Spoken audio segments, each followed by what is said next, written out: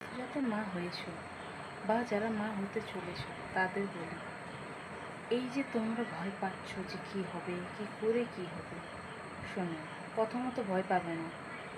যারা বা যাদের ডেলিভারি সামনে আছে তারা কেউ ভয় পেও না। তোমাদের যদি একটু কিছু মনে হয় যে শরীরে কোনো অসুবিধা হচ্ছে, কি পেন হচ্ছে 3-4 দিন ধরে, অবশ্যই ডাক্তার কাছে যাবে। কারণ একটা মেয়ের যন্ত্রণা একটা মেয়ে বোঝে, ছেলেরা না। কিছু কিছু ক্ষেত্রে অনেকের বাড়িতে ছেলেরা থাকে, মেয়েরা থাকে না। তাই তোমরা যত তাড়াতাড়ি পারো অবশ্যই হসপিটালে ভর্তি হবে। কারণ এই কথাটা বলার হচ্ছে যে একটা মেয়ে যখন তার সন্তানের সময় হয়ে আসে, সে অবশ্যই কিছু না কিছু বুঝতে পারে। হয়তো বাড়ির লোক সেটা বুঝতে পারবে না, অনেকের ক্ষেত্রে আছে বাড়ির লোক ভালো না। তাই জন্য বলছি, তোমার চিন্তা তোমাকেই করতে হবে।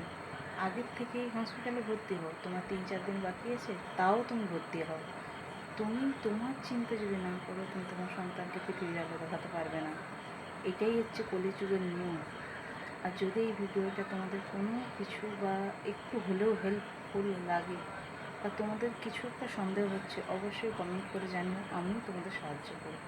কারণ আমি যে পরিস্থিতিতে মানে এগিয়েছি বা পিছিয়েছি বা যে পরিস্থিতি কাটিয়েছি, সেটা শুধু আমি একা মাত্রই জানি। আমার পরিবারে একটা মেয়ে মানুষ বলতে কেউ নেই।